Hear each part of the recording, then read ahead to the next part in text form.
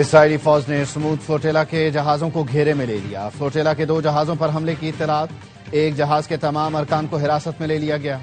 الما کو اسرائیلی بحریہ نے چاروں طرف سے گھیرا ہوا ہے۔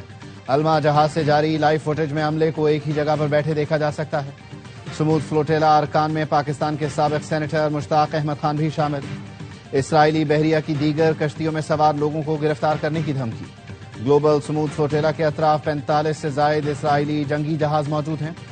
منتظمین نے بھی گلوبل سمود فلوٹیلا سے رابطہ منقطع ہونے کی تصدیق کر دی۔ کہا فلوٹیلا میں شامل کچھ جہازوں سے لائیو نشریات بند ہو چکی۔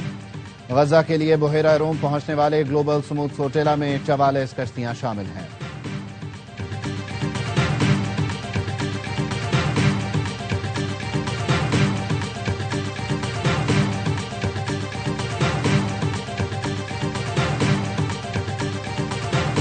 قطر پر حملہ، امریکی سلامتی پر حملہ تصور ہوگا۔ دوحہ پر حملہ ہوا تو جوابی کارروائی واشنگٹن کرے گا۔ امریکی صدر نے ایگزیکٹو آرڈر پر دستخط کر دیے۔ قطر کی سالمیت کے تحفظ کے لیے سفارتی، معاشی اور فوجی اقدامات کیے جائیں گے۔ ترجمان وائٹ ہاؤس کا کہنا ہے نیتن یاہو نے یقین دہانی کرائی ہے کہ قطر پر دوبارہ حملہ نہیں کیا جائے گا۔ ٹرمپ نے نیتن یاہو سے قطر پر حملے کی معافی بھی منگوائی تھی۔ قطر کا امریکی صدر کے اقدام کا خیر مقدم۔ قطری وزارت خارجہ نے کہا امریکی ایگزیکٹو آرڈر سے دونوں ملکوں کے دفاعی تعلقات مزید مضبوط ہوں گے۔ فیصلہ سلامتی اور سفارتکاری میں 2 طرفہ تعاون کو تقویت دے گا۔ امریکہ اور عالمی شراکت داروں کے ساتھ ثالثی کا کردار جاری رکھیں گے۔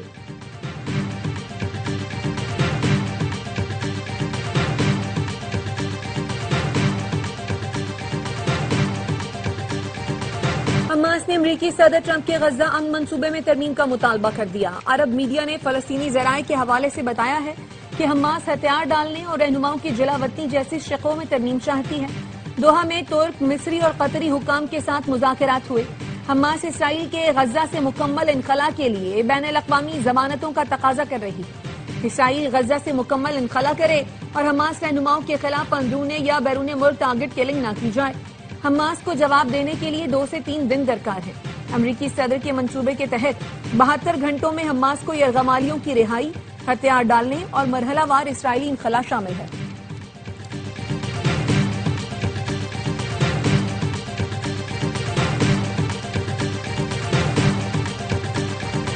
عوامی ایکشن کمیٹی کے شرپسندوں کا راولا کوٹ اور ڈڈیال میں پولیس پر حملہ۔ سیکیورٹی ذرائع کے مطابق پولیس پر بلا اشتعال فائرنگ میں آزاد کشمیر پولیس کے ASI سمیت 3 اہلکار شہید ہو گئے۔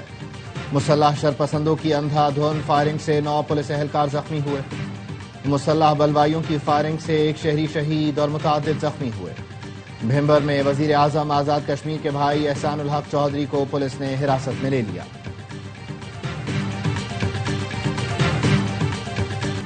عوامی ایکشن کمیٹی کے 90% مطالبات تسلیم کر لیے تھے۔ مقدمات کے خاتمے سمیت معطل سرکاری ملازمین کی بحالی کا حکم جاری ہوا۔ گندم، بجلی اور لوکل گورنمنٹ کے مطالبات منظور کیے۔ مہاجرین کی سیٹوں اور وزراء کی تعداد میں کمی پر ڈیڈ لاک آیا۔ دونوں مطالبات پر آئین میں ترمیم کی ضرورت تھی۔ پرامن احتجاج کی کال دے کر تشدد کا راستہ اختیار کیا گیا۔ جنت نظیر وادی میں اس طرح کا تشدد کسی مسئلے کا حل نہیں۔ طارق فضل چودھری کی وزیر اعظم آزاد کشمیر کے ہمراہ نیوز کانفرنس، کہا ہم نے مطالبات پر عمل درآمد کی گارنٹی دی تھی۔ 3 پولیس کے جوان شہید، 150 سے زائد زخمی ہیں۔ وزیر اعظم آزاد کشمیر کی ایکشن کمیٹی کو پھر مذاکرات کی دعوت، کہا تنازعات کا حل ہمیشہ مذاکرات سے نکلتا ہے۔ 13 گھنٹے مذاکرات ہوئے، مذاکرات ناکام نہیں، تعطل کا شکار ہوئے تھے۔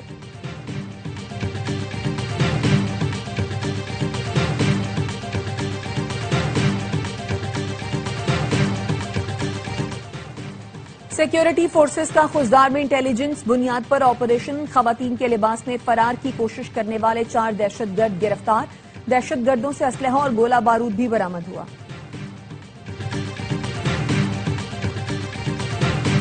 اور کراچی میں ڈکیتی سے بچنے کے لیے شہری کی فائرنگ، راہگیر بچہ جان بحق۔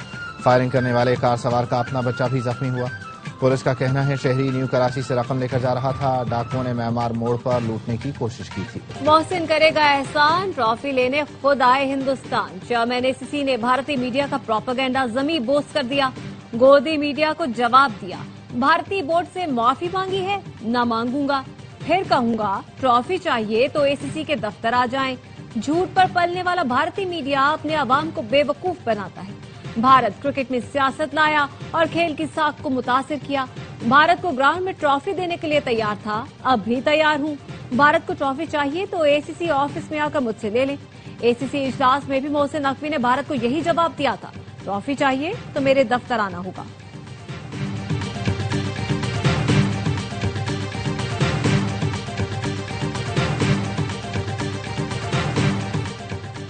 ایشیا کپ کے بعد بھارت کی ویمنز کرکٹ ورلڈ کپ کو بھی داغدار کرنے کی کوشش۔ بھارتی صحافی کا دعویٰ ہے اتوار کو کولمبو میں پاک بھارت میچ میں بھی ہینڈ شیک نہیں کیا جائے گا۔ سیکرٹری بی سی سی آئی نے غیر ملکی میڈیا کو انٹرویو میں کہا دونوں ٹیمیں ہاتھ ملائیں گی یا نہیں اس بات کی کوئی گارنٹی نہیں، میچ میں تمام پروٹوکولز پر عمل کیا جائے گا۔ ہم نے بغیر وعدوں کے کام مکمل کیے، بہت سے لوگوں نے اعلانات اور جھوٹے وعدے کیے، لوگ ان کا راستہ تکتے رہ گئے۔ جو کہتے ہیں ہم چپ کر آفس میں کام کرتے ہیں وہ کام نہیں کرتے۔ جب سے سیلاب آیا ہے 2 یا 3 بار دفتر گئی، کبھی ایک شہر تو کبھی دوسرے شہر میں ہوتی ہوں۔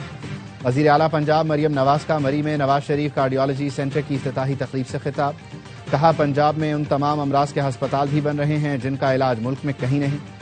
مریم نواز کا راولپنڈی سے مری کے لیے ٹرین سروس کا اعلان، کہا مری کے لیے بسیں بھی آرڈر کر دیں، بہت جلد 15 بسیں لے کر آؤں گی۔ طلبہ، بزرگوں اور خواتین کے لیے گرین لائن بس مفت ہوگی۔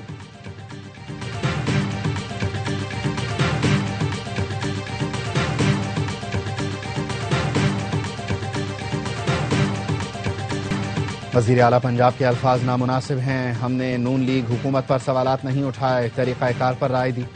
آپ کہتے ہیں پنجاب پر انگلی اٹھے گی تو ہم توڑ دیں گے۔ جو کچھ ہو رہا ہے یہ ہماری وجہ سے تو نہیں ہو رہا، ہم دنیا سے بھیک نہیں اپنا حق مانگ رہے ہیں۔ پیپلز پارٹی کے رہنما قمر زمان کائرہ کہتے ہیں کوئی بیمار ہوتا ہے تو فوری ریلیف کے لیے گولی دی جاتی ہے، بے نظیر انکم سپورٹ پروگرام بھی بالکل ویسی ہی گولی ہے۔ ازما بخاری نے رد عمل دیا، آپ لوگوں نے پنجاب حکومت کے خلاف پریس کانفرنس کی ریس لگائی ہے، جس جماعت کی لیڈر ایک خاتون تھی وہ اب ایک خاتون لیڈر کے خلاف پریس کانفرنس کر رہے ہیں۔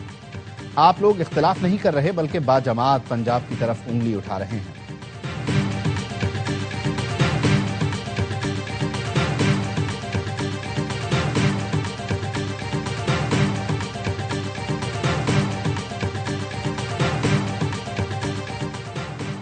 پیپلز پارٹی کا وزیر اعلیٰ پنجاب کے بیانات پر تحفظات کا اظہار، حکومت اور پیپلز پارٹی کے درمیان ملاقات پارلیمنٹ ہاؤس میں ہوئی، نائب وزیر اعظم اسحاق ڈار، رانا ثناء اللہ اور اعظم نذیر تارڑ شریک ہوئے۔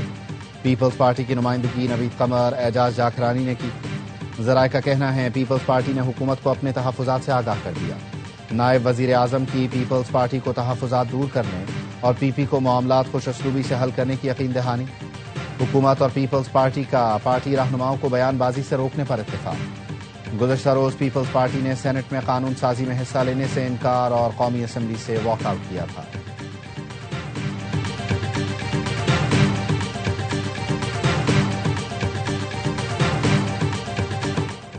کوئٹہ خودکش دھماکے کے مزید 2 زخمی دم توڑ گئے، جاں بحق ہونے والوں کی تعداد 12 ہو گئی۔ ماڈل ٹاؤن خودکش حملے کا مقدمہ نامعلوم دہشت گردوں کے خلاف درج، قتل، اقدام قتل اور دیگر دفعات شامل۔ گزشتہ روز ہونے والے دھماکے میں 35 افراد زخمی ہوئے تھے۔ سیکیورٹی فورسز نے جوابی کارروائی میں 5 دہشت گردوں کو ہلاک کیا۔ دہشت گردوں سے دستی بم، اسلحہ اور بارودی مواد پاکستان اور امریکہ نے عسکری اور اقتصادی تعلقات دوبارہ استوار کر لیے، توانائی، مائننگ اور ٹیکنالوجی کے شعبوں میں تعاون بڑھا رہے ہیں۔ وزیر خزانہ محمد اورنگزیب کا بلوم برگ کو انٹرویو، کہا حکومت رواں ماہ واشنگٹن میں سرمایہ کاری کانفرنس کا انعقاد کرے گی۔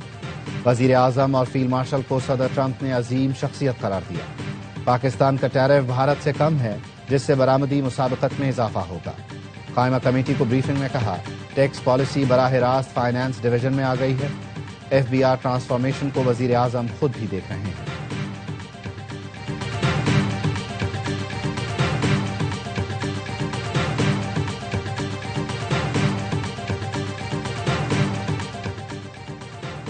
وفاقی وزیر قانون اعظم نذیر تارڑ سے امریکی ناظم الامور نیٹلی بیکر کی ملاقات، دونوں رہنماؤں کا 2 طرفہ تعلقات میں مثبت پیش رفت پر اطمینان کا اظہار، دونوں ممالک کا تعاون مزید بڑھانے پر زور۔ اعظم نذیر تارڑ نے کہا پاکستان سیاسی، معاشی اور سماجی شعبوں میں تعاون کا خواہاں ہے۔ وزیر اعظم کے واشنگٹن دورے سے سیاسی تعلق کو فروغ ملا۔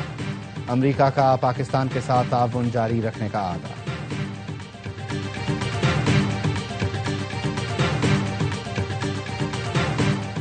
پی ٹی آئی کے اراکین قومی اسمبلی کی اکثریت قائمہ کمیٹیوں میں واپسی کی حامی نکلی۔ پارلیمانی پارٹی میٹنگ میں اکثریت نے قائمہ کمیٹیوں میں واپسی کی رائے دی۔ ذرائع کے مطابق اجلاس میں ارکان کی اکثریت نے کہا کمیٹیوں کے ذریعے ہی تو ہم اداروں کی کارکردگی پوچھ سکتے ہیں۔ جنید اکبر نے کہا میں تو پی اے سی میں وزیر داخلہ محسن نقوی کو طلب کرنے والا تھا۔ ذرائع کے مطابق ارکان نے سلمان اکرم راجہ کو کہا وہ بانی پی ٹی آئی سے کمیٹیوں میں واپسی پر بات کریں۔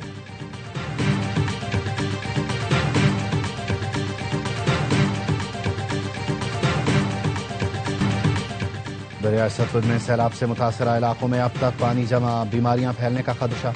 متاثرین نے فوری امداد کی اپیل کر دی۔ چشتیاں کے کئی علاقوں میں پانی اترنے لگا لیکن پریشانیاں کم نہ ہوئیں۔ بیوہ خاتون نے ARY نیوز کو بتایا روزی رہی نہ سہارا، سیلاب میں ان کا سب کچھ بہہ گیا۔ عارف والا کے کسانوں نے حکومت سے مطالبہ کیا نئی فصل کی کاشت کے لیے فی ایکڑ 50,000 روپے امداد دی جائے۔ راوی اور چناب نے کبیر والا میں تباہی مچائی، سیلاب اپنے ساتھ گھر فصلیں بہا لے گیا۔ فاضل شاہ کے علاقے میں 10,000 ایکڑ سے زائد رقبے پر پھیلے آم کے باغات تباہ ہو گئے۔ باغبانوں نے بتایا درخت پیداوار کے قابل نہیں رہے، حکومت نے فوری مدد نہ کی تو ان علاقوں میں آم کی دوبارہ پیداوار میں کئی سال لگ سکتے ہیں۔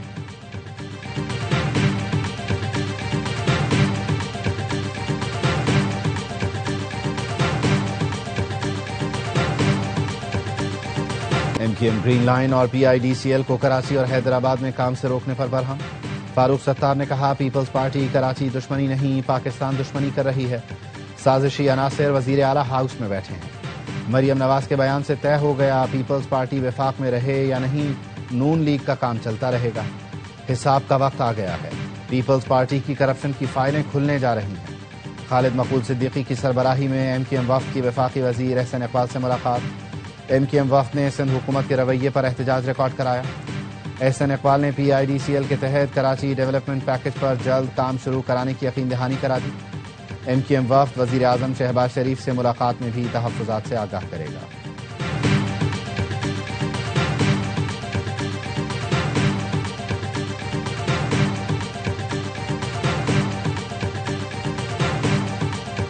پورٹ قاسم کے اندر کی سڑکیں ٹوٹی پھوٹی ہیں، وزیر اعظم سے کہوں گا پورٹ قاسم اتھارٹی سے بات کریں، جب باہر سے سرمایہ کار آئیں گے تو کیا فیصلہ کریں گے؟ گورنر سندھ کامران ٹیسوری کہتے ہیں چین کے ساتھ مل کر SME سیکٹر کو فروغ دیں گے، پورٹ قاسم پر 3 ماہ میں چیزیں تیار ملیں گی۔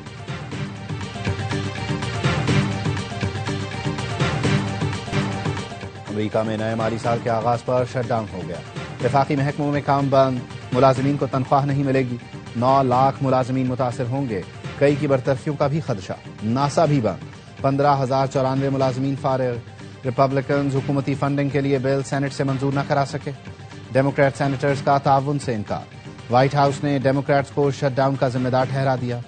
امریکی صدر ٹرمپ کا شٹ ڈاؤن پر ڈیموکریٹس کی حمایت کرنے والے ملازمین کو نوکری سے نکالنے کا اعلان، کہا شٹ ڈاؤن کے دوران امریکی فیڈرل ورک فورس کو ڈیموکریٹ سے پاک کیا جائے گا۔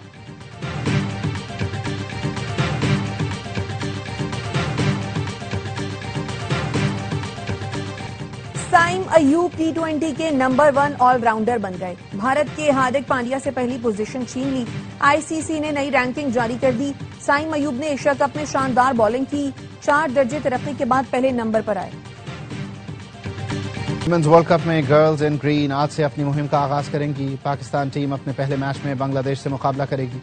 کپتان فاطمہ ثنا ایونٹ میں جیت کے لیے پر امید، کہا ٹیم میں بہترین اسپنرز ہیں، اچھا پرفارم کرنے کی کوشش کریں گے، بطور آل راؤنڈر ٹیم کی قیادت کرنا اب چیلنجنگ ہوتا ہے۔